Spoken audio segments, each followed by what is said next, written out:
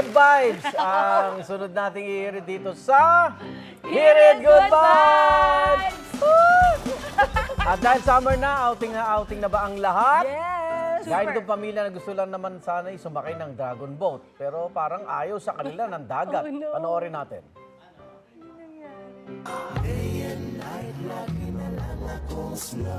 Halika na sa akin ay Uy!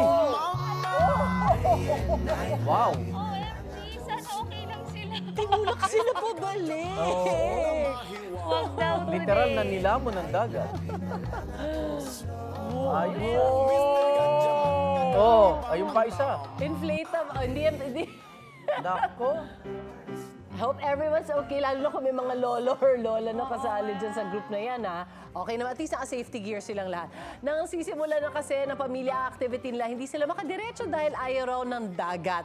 Cancel na nga ang outing. Comment na ilang netizen, wow, sumakses na si ate sa unahan dahil ang taas na niya. Sa ba yung lumipad? Kwento ni Kimberly Llanes, hindi raw nila in-expect ang nakakatawang plot twist na ito sa summer vacation nila. Grabe. Wow. Sumakses si ate. OMG, tawan-tawa din ang netizen sa video na yan at may mahigit 6 million views na. Naku, ingat-ingat po sa mga summer activities ninyo kasi parang ang lakas ng wave Oo. Kaya nakakapagtaka na gino. So si Kimberly yung umitya. Oo. Mataas na daw yung naabot niya. Ingat, ingat. Kanina, may rides, di ba? Ayan, Oo, sa mga ganyan din. Totoo. Wow. Pero scared. Pero Wow! masaya sana. Oh, ang taas talaga. Sobra. Na second floor siya dun, ah. Natawa naman si Lola. Siyempre kapag may outing, may food trip. Yeah. Ito, pero ang baon sa outing ng isang magkakabarkada, naging bato pa. Huwag kayong kukurap, ha? Panoorin natin.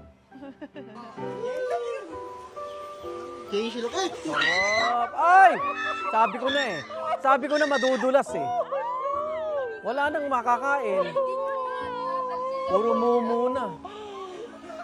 Nasa na?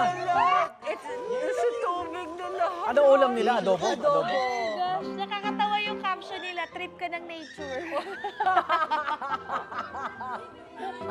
Boodle fight daw sana yung setup ng lunch ni na Mark Jason Arroyo kasama ang kanyang mga kaibigan sa Calacas City, Batangas. Pero nahulog ang pagkain nila sa ilog na Oy! madulas ang isa sa mga kasama nila habang nagsiselfie. Ay, ay, Comment ng ay. ilan, saan daw ba kasi dadali ng pagkain? Nasa mesa na nga. Ililipat Lilipat daw pa kasi sa daw. ibang table para daw mas maganda ilaw. Ah! Sabi pa ng ilan, hindi ka na isasama sa susunod. Oo nga.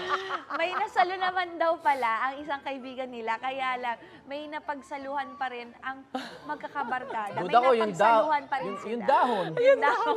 Survive! At ang video na yan umabot na ng Paano may mahigit 3 natira dun? million views. Walang matitira dun.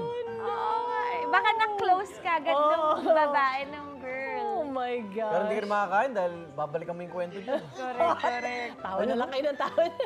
Pero at least may pinaghatian pa sila. Oo. Ay, sus Mary. Kasama na rin yan sa mga adventure, di ba? Tsaka mga most memorable, core memories yan. Ingat sa pag-selfie, madudulas yung mga bato. Actually, totoo yan, Malumot yan. At para sa daily dose of good vibes, tutok lang sa unang ito. Wait! Wait, wait, wait! Wait lang! Huwag mo muna i-close. Mag-subscribe ka na muna sa GMA Public Affairs YouTube channel para lagi kang una sa mga latest kwento at balita.